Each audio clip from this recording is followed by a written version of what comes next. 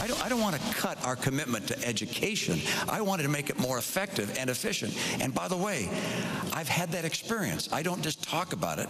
I've been there. My philosophy has been, I will take ideas from anybody, Democrat or Republican, as long as they're advancing the cause of making middle-class families stronger and giving ladders of opportunity into the middle class. That's how we cut taxes for middle-class families and small businesses. That's how we cut $1 trillion of spending that wasn't advancing that cause. Well, we know exactly what President Obama and Mr. Mitt Romney said during the debate, but what sort of messages did maybe they send with their gestures and their looks and so forth? We are joined tonight by Susan Constantine. She's a body language expert, and Dr. Eric Shaw, a professor and a debate coach out at Rollins College. Very good of you both to join us tonight. Dr. Small, the first thing I want to show you is this. The very first moment when the candidates first walked onto the stage, the one thing that I noticed is, okay, they come out, they're very, very nice, but this is sort of a power play. Who's going to be the very first one to break grip? And you know what I mean? Do you talk about this with your students? Don't go to the podium first. Don't do that. You want to be the first one to wave to everybody. Yes, we absolutely talk about it. In addition to talking about power play, we talk about smiling, looking confident, and speaking in a way that's inspirational. Yeah. I think President Obama is excellent at this, and of course it came through in many of his comments. Yeah, he does. He smiles and he's very confident, but I think, Susan, you and I were talking about it.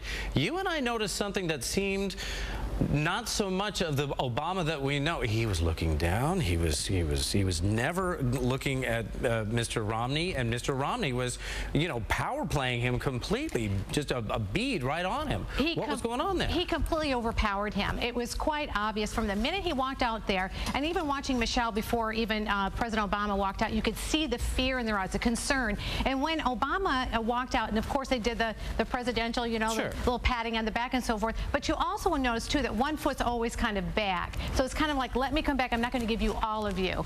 And then when we're watching it through the presidential debate, that Obama is just breaking eye contact. He's not even looking at him. And so he felt very small. He looked like a shrinking violet to me, that no matter what he said, that he just looked over Obama, that he had the complete power over him. There was no doubt in my mind that Romney certainly felt very much in control here, and Obama could feel that he was being overpowered, and he kind of shrunk. His gestures became very small. He held them very close to his body, where Romney was much more expansive, and he would punctuate on certain points. He also, I think Mr. Romney was, he needed that. He needed to come out swinging. I guess that answers that question.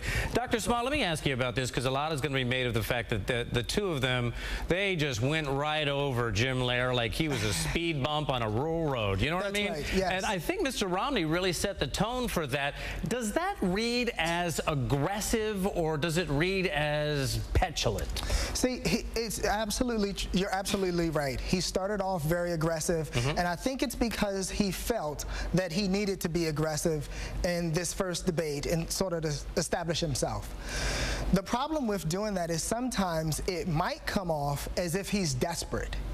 And so we talked in the earlier segment about frustration and a little bit of desperation. So you do want to come out aggressive, but you don't want to stay aggressive, and you certainly don't want to speak over the person who's attempting to moderate the debate. Well, the format was completely thrown out the window at some point during the evening. I found it a very entertaining way to do the debate, because the two of them could spar. They could go back and forth, but there was no, you get 2 minutes, you get 2 minutes, and so forth. Susan, I know you're going to be speaking a lot about this in the coming days, and folks can be continually watching for you. And Dr. Small, we appreciate you coming in tonight as well. Thank you both very much for your time. You're welcome. Thank you.